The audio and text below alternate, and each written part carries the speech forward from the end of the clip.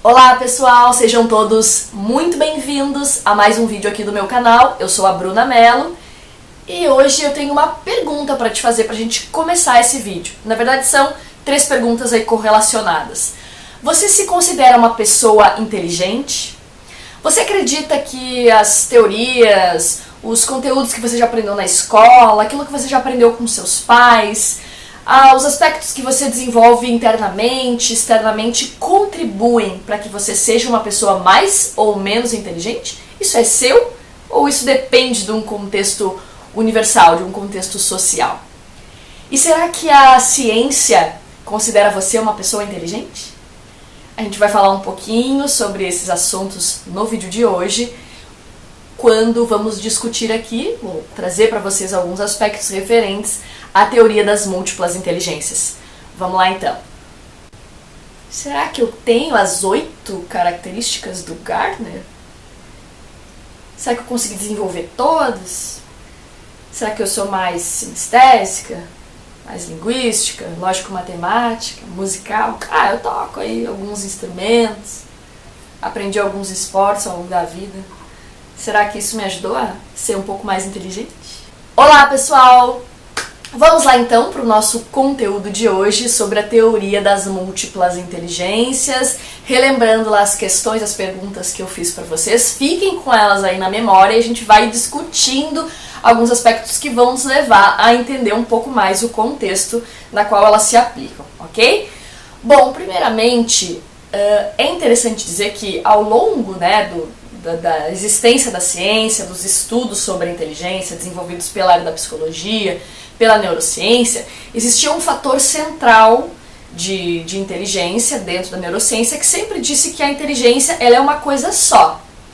E ela se manifesta através de diversas formas, mas que a inteligência é uma coisa só. E dentro disso a psicologia sempre também sempre afirmou, que a inteligência ela é chamada de inteligência única, ou inteligência G, que também é chamado de fator G. E ao longo do tempo, isso vem sendo testado empiricamente, vem sendo colocado em teste pela ciência a partir de questões estatísticas, de testes experimentais, e o mais conhecido que você deve lembrar é o teste de QI, que é um teste que mede, que avalia a inteligência. Esse fator G é um fator então que ele une diversos aspectos para entender a inteligência como uma coisa só, a partir então de muitos atributos. Só que o fator G ele vem sendo testado e comprovado na estatística há muito tempo, e ele diz que a nossa inteligência não são como máquinas independentes, como aspectos independentes que trabalham dentro do nosso cérebro, e sim fatores que se manifestam a partir então de um propósito único da inteligência. O indivíduo ele é inteligente ou não, mais inteligente ou não, entendendo a inteligência dessa forma. Isso é o que os estudos aí da neurociência, os estudos da psicologia afirmam sobre a inteligência. Lembrando que o conteúdo que eu trago aqui para vocês é um conteúdo científico e que é muito importante para mim, de fato, que eu traga esses aspectos teóricos e empíricos embasados sim em ciência. Então tudo aqui realmente é extraído de artigos científicos internacionais, principalmente para trazer essas discussões para vocês. Bom, então esse é o paradigma vigente que a gente tem na ciência sobre a inteligência. E quando o pesquisador Howard Gardner, que é um pesquisador de Harvard, junto com a sua equipe, desenvolveu a teoria das múltiplas inteligências lá nos anos 80, ele trouxe um conceito um pouco diferente desse que a psicologia já afirmava. Ele disse que as nossas inteligências elas são múltiplas e que elas são então independentes, que elas são como máquinas independentes que desenvolvem-se em maior ou menor potencialidade conforme a gente vai vivendo a nossa vida e as experiências que a gente vai tendo. Mas, para o Gardner, nessa teoria das múltiplas inteligências, a gente pode aprender o que a gente quiser e a gente tem em maior ou menor grau as inteligências que ele explica então. Inicialmente ele começou com 7 inteligências e lá por volta de 1995 ele integrou a 8ª inteligência, que depois eu vou falar um pouquinho especificamente sobre elas. Mas ele afirma que o nosso cérebro ele pode desenvolver esses 8 tipos de potencialidades intelectuais e que então elas vão se desenvolver de maneira independente, né? E o Gardner ele também afirma que essa inteligência das múltiplas inteligências, ela é um potencial biopsicológico. O que seria isso, né? Ele, para considerar essa inteligência como um fator biopsicológico, ele se manifesta, ela vai se potencializar, essas 8 inteligências vão se potencializar a partir de diversos estímulos externos que a gente recebe, que não é algo só da gente, que a gente pode ter um ponto de partida para desenvolver essas inteligências, mas que elas vão se desenvolvendo a partir de estímulos diversos, estímulos internos e externos, que permitem que a gente manifeste, aprenda uma ou outra em maior potencialidade. E que outro fator que contribui também, segundo Gardner, são os fatores genéticos. Fatores da nossa história, do nosso aprendizado, da nossa carga genética, também são fatores determinantes para o nosso desenvolvimento dessas múltiplas inteligências. Como eu falei inicialmente da questão da neurociência, do fator G e das múltiplas inteligências, eu acho importante rapidamente, né, salientar que existem divergências sempre na ciência quando se propõe uma nova teoria, até que essa teoria realmente seja considerada uma teoria amplamente aceita pela ciência. Eu procurei entender e ler muito há já bastante tempo sobre como a teoria das múltiplas inteligências é vista na ciência, e existem alguns autores que divergem um pouco dessas múltiplas inteligências porque consideram que ela ainda não é que ela é ainda uma teoria não falseável. E para a ciência, para que algo seja uma teoria amplamente aceita, para que seja um paradigma vigente aceito pela ciência, em maior grau, né, pela comunidade científica, ela precisa ser passível de falseamento. Eu não vou entrar nesse detalhe aqui agora, mas quem quiser saber um pouco mais sobre essa questão de falsear as teorias, pode me perguntar aqui nos comentários do vídeo, que eu passo também aí os autores que estudam, que explicam esse aspecto, certo? Mas uma teoria ela precisa ser falseável, ela precisa ser questionável, testável empiricamente, diversos aspectos. E para esses autores que divergem da teoria das múltiplas inteligências, ela ainda não é uma ciência, não é uma teoria completa, porque ela ainda não consegue ser totalmente, amplamente falseável. Isso porque o Gardner, vejam o ponto que isso diverge, porque o Gardner explica que a teoria das múltiplas inteligências ela não pode ser medida da mesma forma que a inteligência vem sendo medida pela ciência desde lá do século XX, quando os testes de QI começaram a ser aplicados, né? Então ele diz que não tem como avaliar a inteligência global nesse sentido, porque são 8 inteligências distintas que precisam ser avaliadas de forma distinta. Então, para a ciência, esse aspecto de entendê-las de forma isolada impede que consigamos medir estatisticamente e fazer comprovações mais grandiosas para que a ciência, para que a neurociência, para que a área da medicina, a área da psicologia possa realmente utilizá-la como um padrão, como algo comprovado para a ciência, né? Então, dentro desse propósito, a gente entende que para o Gardner, né, eu não vou aqui entrar nessa questão de uma discussão científica ou não, ela é sim um estudo científico, é muito considerado, tem muitos artigos que falam sobre a teoria das múltiplas inteligências, ela é considerada, mas tem um outro lado da ciência que discute mais criticamente sobre isso, como tudo, na verdade, na ciência, e é importante que isso seja discutido na ciência em todos os aspectos nesse sentido, porque é isso que faz com que os assuntos, com que o conhecimento se amplie, que o conhecimento seja mais explorado e seja mais aceito, para que a gente possa confiar mais naquilo que a gente está lendo, naquilo que a gente está estudando. Mas falando especificamente da teoria das múltiplas inteligências, porque ela é aceita e é entendida como um fator importante para a ciência, a gente avalia essas 8 inteligências de uma forma diferente, e como eu disse, o Gardner ele explicou que nós temos latentes todas essas 8 inteligências e ao longo da vida a gente vai manifestando mais ou menos uma ou outra. Num contexto tradicional de mercado, sempre foi avaliado nas pessoas as inteligências linguística e lógico-matemática. Sempre foram as principais e é que o teste de QI, por exemplo, considera mais fortemente, né?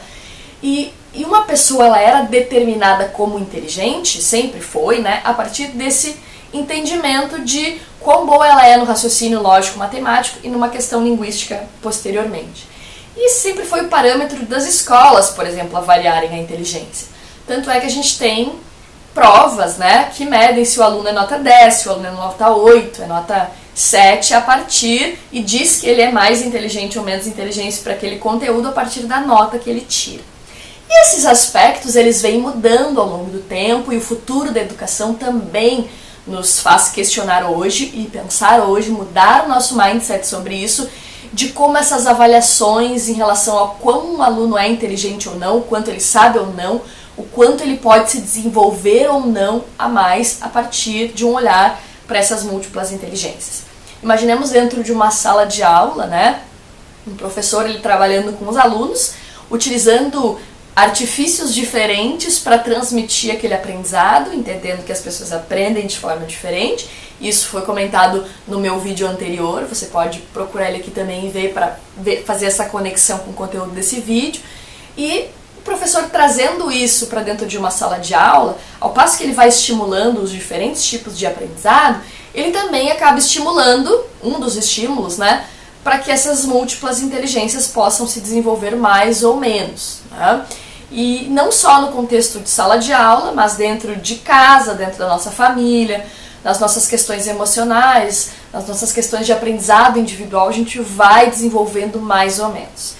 O que o Gardner quis dizer no fim das contas com isso, né?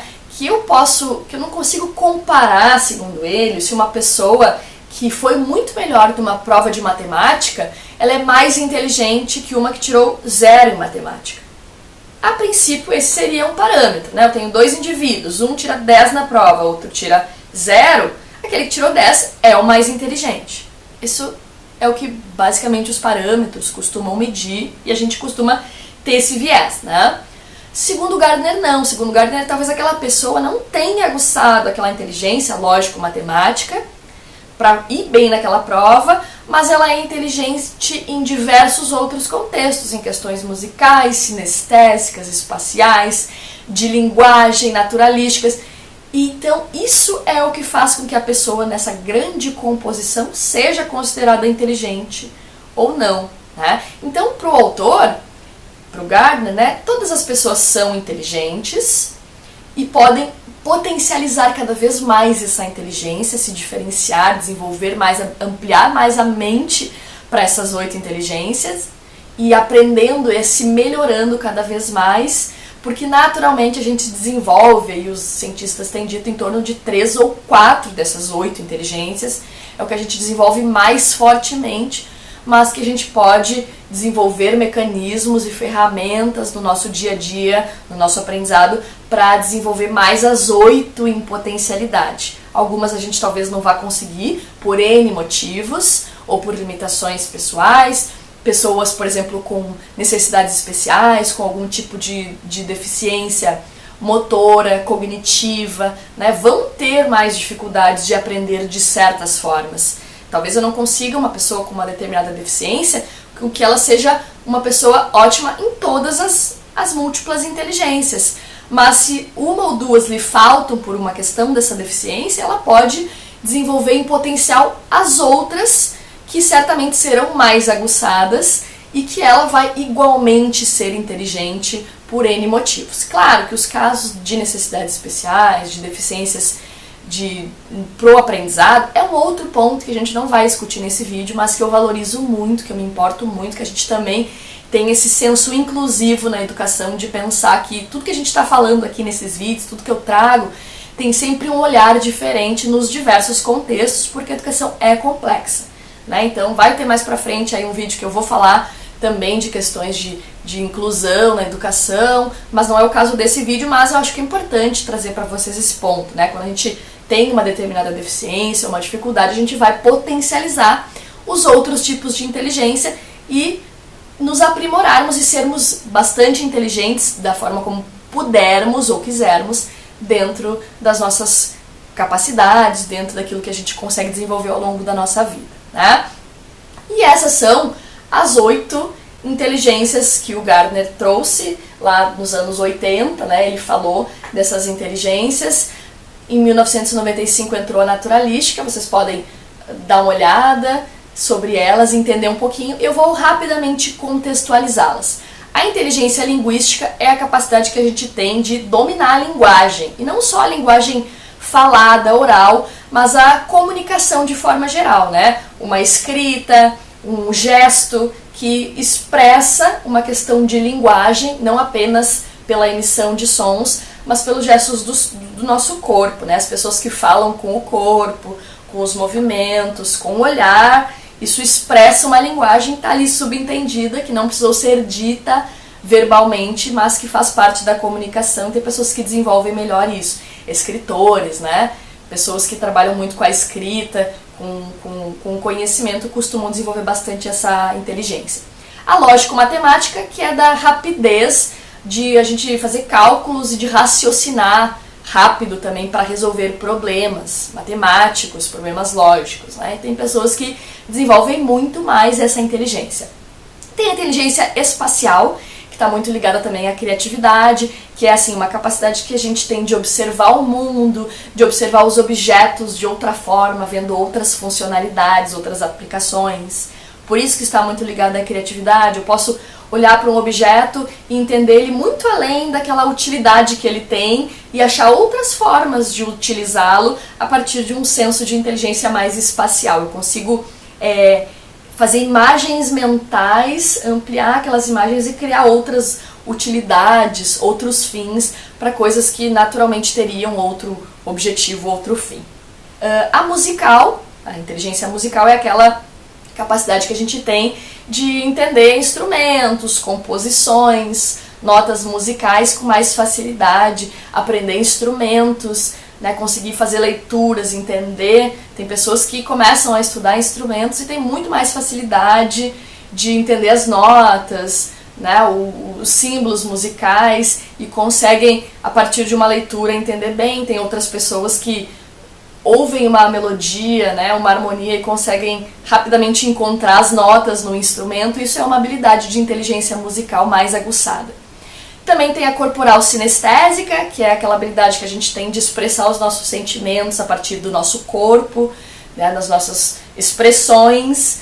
E isso é muito forte, por exemplo, nos artistas, nos esportistas, né, que manifestam o seu conhecimento, que manifestam as suas emoções, os seus sentimentos a partir do corpo, né, das suas expressões teatrais, né, e esportivas também.